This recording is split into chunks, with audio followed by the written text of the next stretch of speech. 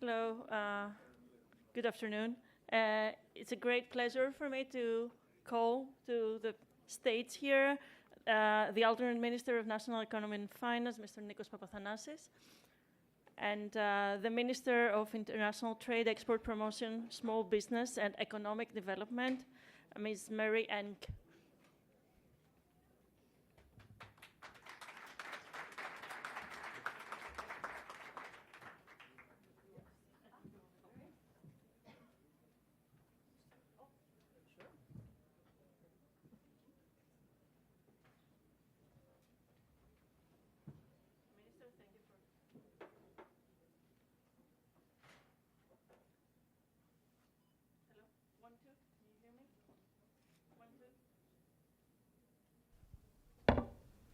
Now it's working.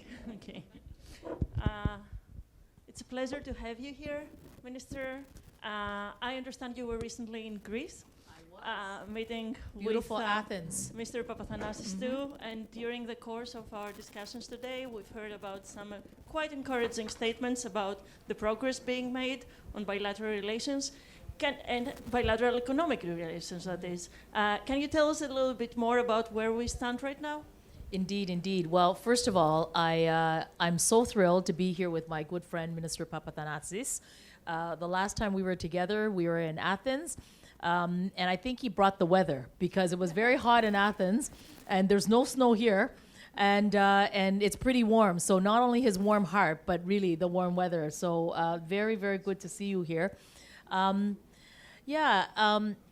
And I've got a couple of my Member of Parliament colleagues here in Julie de Brusen and Annie Koutrakis. So it's I feel like I'm flanked by some wonderful, wonderful colleagues. And you know, I thought I would start to answer your question with some of the numbers, because numbers don't lie. So the relationship between Canada and Greece, for certain, is terrific. And by the numbers, since CETA, so the agreement between Canada and the European Union, we have seen trade between Greece and Canada increase by 68%. In addition, we in the agriculture agri-food sector, which is really impressive. And then I thought about it. I said, well, of course, I can see why it's so impressive. But $229 million of Canada imports. So we buy $229 million of agri-food products, and this is just the agri-food line. But that's primarily, you know, olives and cheese, of course. And I thought, well, you know, with 300,000, Greek diaspora in Canada, of course this. But the one line that did surprise me was kiwi. I thought, oh yeah, right. There's some great production there. But in terms of increase of exports on agri-food product, it's 57%. So you're seeing the numbers of trade between Canada and Greece increase. And then the most impressive line, and I said this when I was in Greece, 226% increase alone on the cheese line. So this underpins what I think is a very, very strong trade relationship between Canada and Greece. And whether it is investments in agri-foods, as I just talked about, or in many other sectors in trade and investment, it is doing well. Probably one of the most impressive things I saw was the partnership between Aegean Airlines and CAE, and the creation of a partnership of a training center where they're going to train somewhere in the order of 3,500 civil aviation pilots right out of the airport in Athens. And it was so impressive because when I looked out through the tower, it is also solar. It is solar powered. So I think there's a lot of really exciting things that's happening in Greece, and a lot of exciting things that Canada wants to collaborate and partner in. So I hope with some of the numbers I've shared with you how I think this important relationship and trade is taking place. All right, thank you very much for this starting points. And Mr. Papathanasis, you've been a great friend of the Toronto Economic Forum, if not the founder of it, as Mr. Tomoko said earlier. But are you? Where do we stand right now, not only on trade but also on investment opportunities that are opening up between the two countries?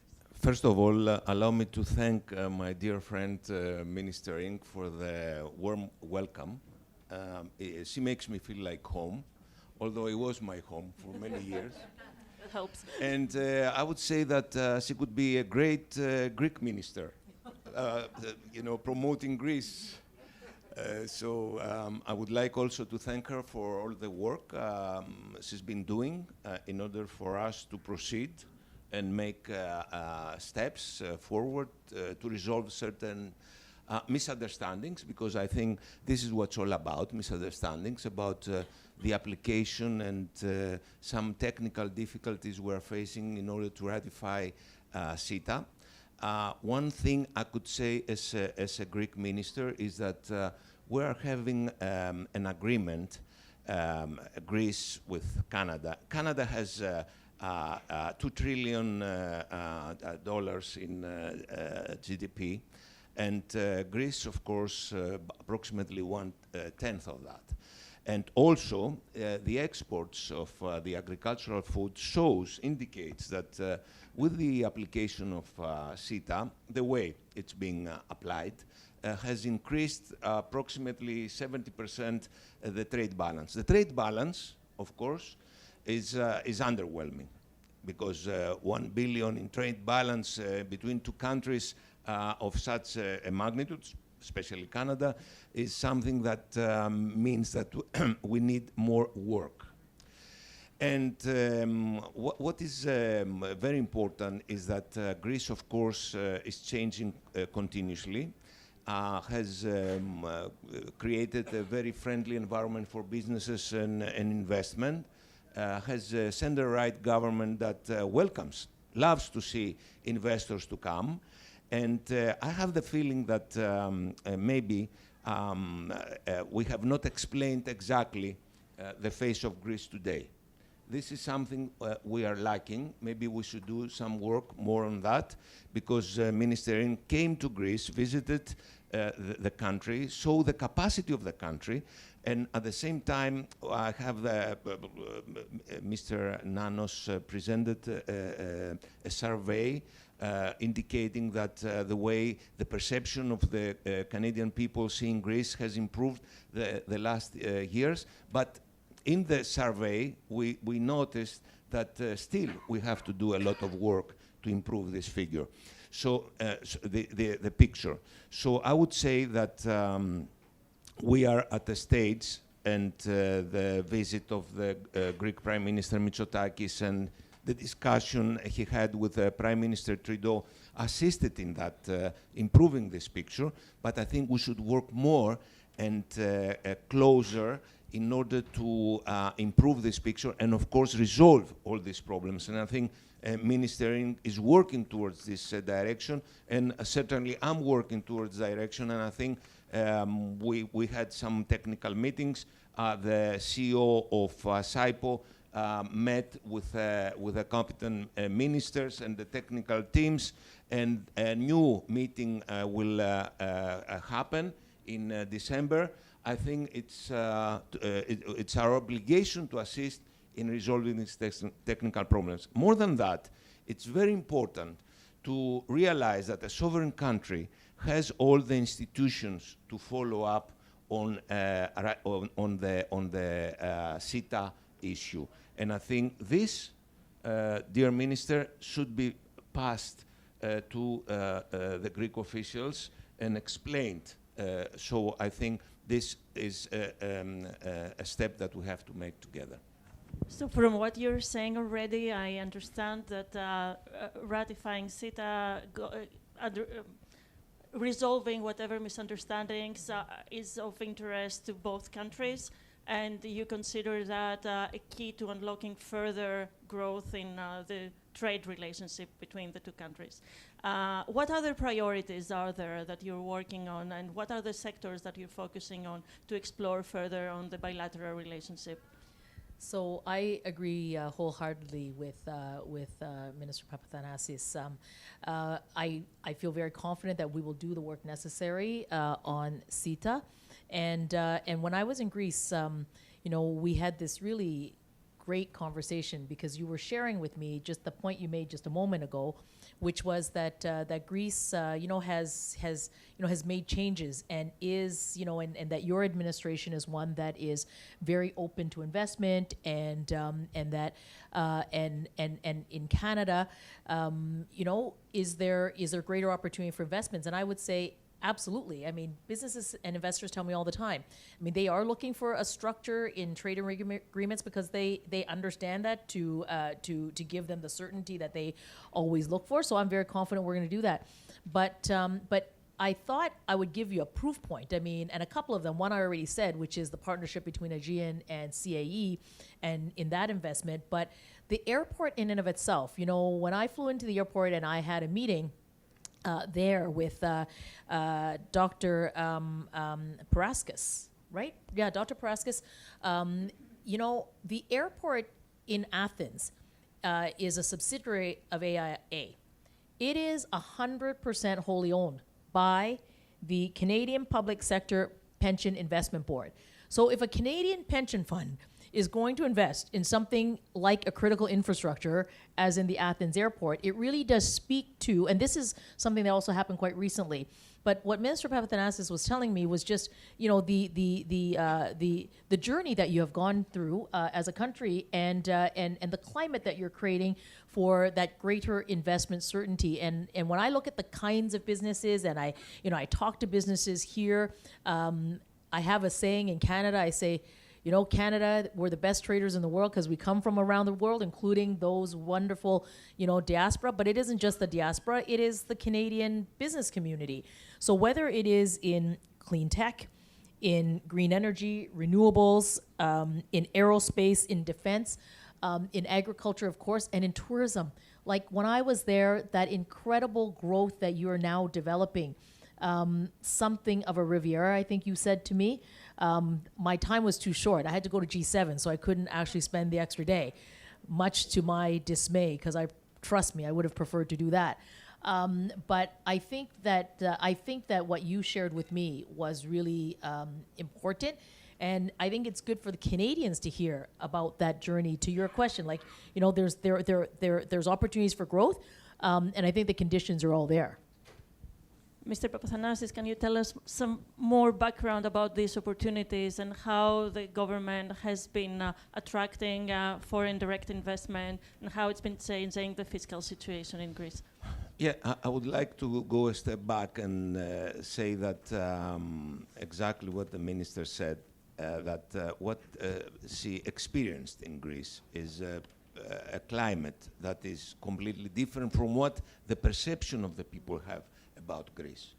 Is very friendly to the business community country, and keep that in mind, that it was this government that tried and has been resolving all the problems that El Dorado Gold had all this time. And this indicates our desire to assist in difficult investments.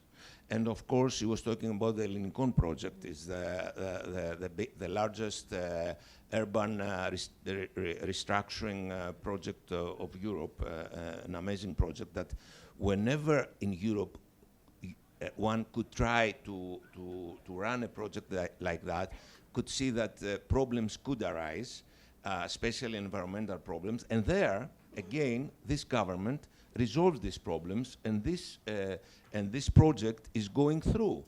So also keep in mind, and that is something very important, that any Canadian company that tried to operate and do business in Greece, finally at the end became a profitable operation.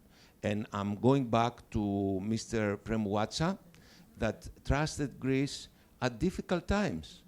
And not only he didn't hesitate to continue, but he's enlarging his operation in Greece. So I could say that we have quite a space for energy projects. Tourism, of course, this is classical tourism, but fintech, I would say, Environmental projects are very interesting at this time. And also Greece, and I had a very interesting discussion with Minister Lecce. Greece is trying, and will be, an energy hub, and a country that could provide the security to countries that are very dependent on Russian gas. And we are adding an FSRU in Alexandroupoli exactly to be on the safe side when whatever problems arise. So Greece is becoming an energy hub. We are moving quite fast in entering a system, renewable energy resources into our grid system. We would have gone much faster, but don't forget, we went through a 10, 12-year financial crisis, so we didn't have the investment necessary in the grid system, but we are moving ahead. Our country now has approximately 50% of the energy needed covered by renewable energy. Very soon we'll go up to 70%. We have a need of 8 gigawatt of energy, but we have the capacity to produce 10 gigawatt. Plus, we are going to support the cable between Greece and North Africa, Egypt. And also we are increasing our capacity to accommodate, as I said, with FSRU natural gas. But so it's a country that's changing continuously. We are simplifying things. Red tape, we're trying to cut. It's not easy. We are entrusting the private sector more and more. It's a country, it's a DNA of this government to trust the private sector. And this is what we're doing. And I think the fact that we have 2.3% growth, when the average European growth is 0.8, so we do have 3 times the growth of Europe. And that is something that is happening in 2024. And in 2025, again, we'll have approximately 2.5 times the growth of Europe. Indicates that all the structural funds that that are entering our economy, practically we have 95 billions. I mentioned that in my speech in the morning, entering our economy. We are a reformist government. We like reforms. When we go to the European ministerial councils and some countries hesitate to talk about packages with reforms, we are there for the reforms. We are reforming. We're not afraid of reforms. So in that sense, Greece has a great future. I think, dear friend, Minister Inc., the next time you will come to Greece, we will visit together the Hellenic project. I don't want you to feel that you haven't seen this project. It's a great project. I know, I'm looking forward to it. It's a reason to go back to Greece. There's lots of reasons to go back to Greece. That's been one of them too. If I may follow up a little bit on the trade part of the relationship, I noticed that there's big growth in trade and services between the two countries, and that of course includes both travel and tourism. We had some discussions earlier today about the opportunity of having a year-round direct connection between Canada and Greece. That would boost trade and investment as well as tourism, especially at a time when climate change is making it easier for people to visit even in the middle of winter in Greece. I can testify to that. It's a very mild winter that Canadians would enjoy. Are there any opportunities there that you see or obstacles that you are tackling in order to engage in further trade and in specifically service? Yeah, that's a very, very good question. And around transport, I think that's absolutely right. I think the more the more bridges you get to create between our two countries and having the ability to fly in would certainly help that a lot. And I certainly heard that when I was in Greece. So know that I am following that up. And it doesn't surprise me at around services at all, because it is an innovative economy. It is it is dynamic, and tourism may only be one part of it, but think about the ICT sector. Think about the strength in human capital around engineering, right? I mean, or just a whole range of services. And Canada is now a part of Horizon Europe, which is a very, very big and significant research collaboration. I think it's in the ballpark of, don't quote me, I can't remember the, actually, I probably have the number here.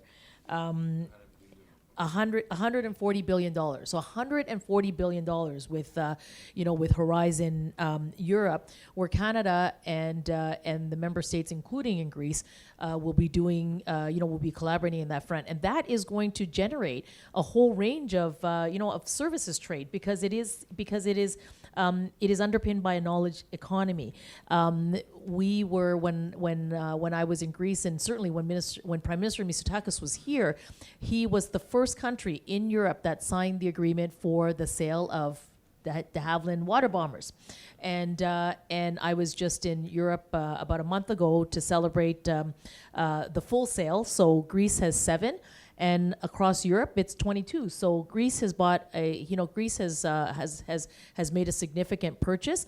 But even when I was in Greece, I mean, and when you think about the weather these days, the water bombers that is purchased by Greece, but also the other member states and the European Union, and your ability to coordinate in an effort to fight fires is really, really extraordinary. And this is another area where, where Canada is contributing, in this case, the sale of water bombers, but there's an entire value chain to that. There's an entire supply chain to that. And when these sales happen, you don't look at just one part of the sale. You don't look at one product. You look at, sort of the value chain, the upstream and the downstream. And that is the way we look at this relationship between Canada and Greece. So as the minister said, for economies like ours, while we are doing well, and while I brag at the beginning about these incredible numbers of how much we have increased, I think that we haven't reached our potential. I think the potential is there ahead of us, and it's for us to, governments don't do the business, but we can certainly create the right conditions for private sector, for the business community, and for businesses, and for social enterprises that I just see coming through as well in your economy. That's just very, very exciting. And I think that what it just says is that the potential is really there for us. And I can't think of a better partner than Minister Papathanasis.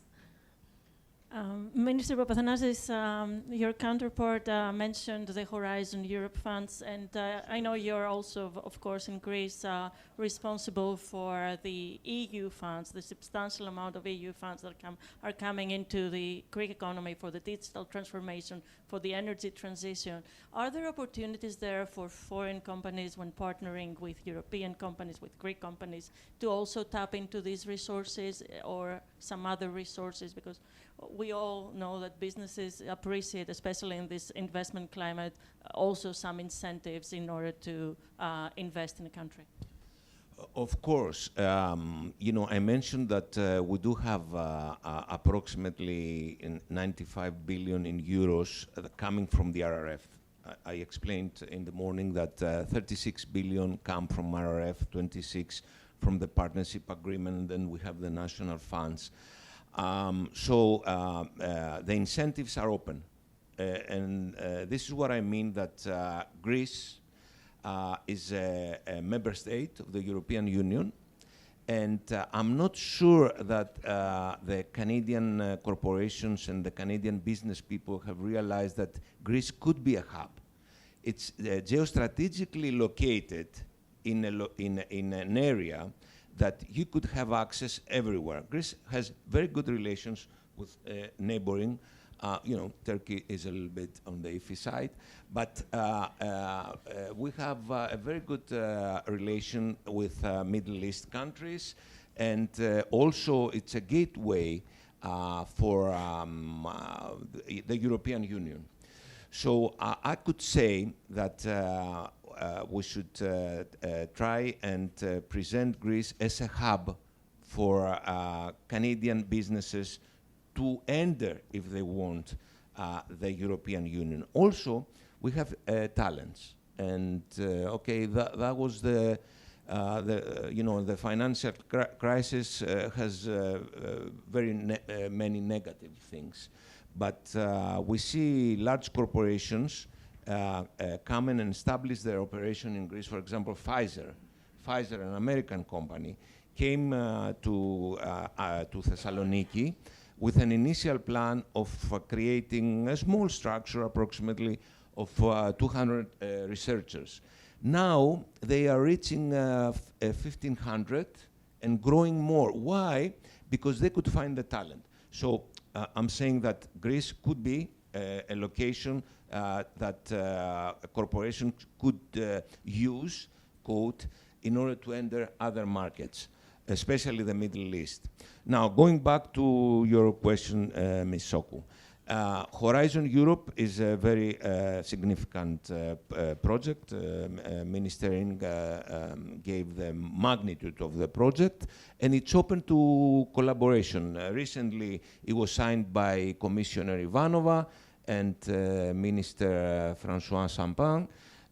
So it's open, and I think the Greek institutions, research institutions, are open for collaboration. And I think in the discussion we had earlier, for example, with what Minister Lecce said earlier about how could we talk about research in issues like nuclear, development for energy production, I think we could start in the research collaboration. We could see institutions collaborate and provide research.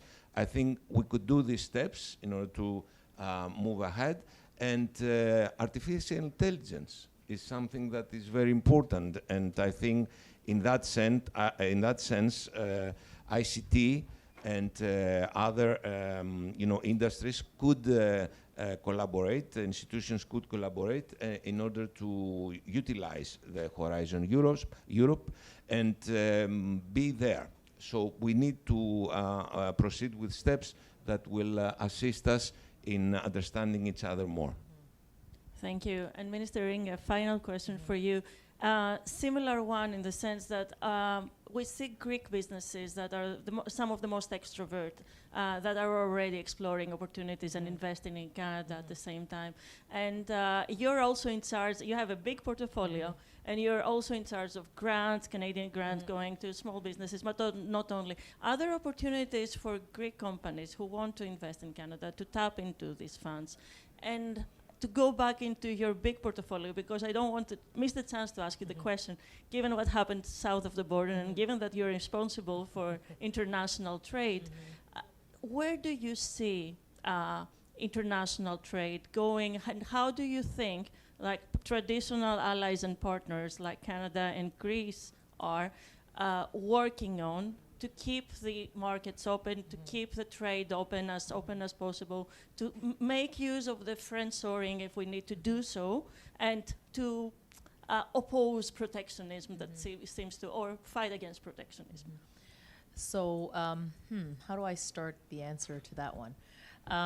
So maybe the answer to the question of businesses from Greece finding a spot in Canada to grow and to invest, I think that's excellent, because this is it. Trade is really about two-way trade, and we are living in a world today where the rules-based trading order is something that we have to work even harder to work on, to strengthen, so that trade indeed stays both open, but also fair. And what do I mean by that? I mean, Canada has spent. Well, let me take a step back. It's really important to Canada because we are 40 million people. 1 out of 6 jobs is related to trade. 2/3 of our economy is related to trade. So it's very, very dependent. So Canada has spent, and certainly under the leadership of Prime Minister Trudeau, we have spent a lot of effort to make sure that we are, on the one hand, strengthening rules-based trade, but also creating and opening markets for Canadian companies to grow into those markets. But it goes both ways because, I often say if you're going to do business with Canada, then you're coming into a safe jurisdiction, one that with rules that you can count on and depend on, and that you would then co-invest or you would create a joint venture. And Canada is the only G7 country, even today, the only G7 with a comprehensive trade agreement with every other G7 country. We have access to the North American market through the Canada-US trade agreement, Mexico, that used to be called NAFTA. If today you're in the United States, you call it USMCA. If you're in Canada, you call it CUSMA. If you're in Mexico, you call it TMEC. But it's NAFTA 2.0. That's what it is. But we also have, of course, CETA and access to that incredible market that is the European Union.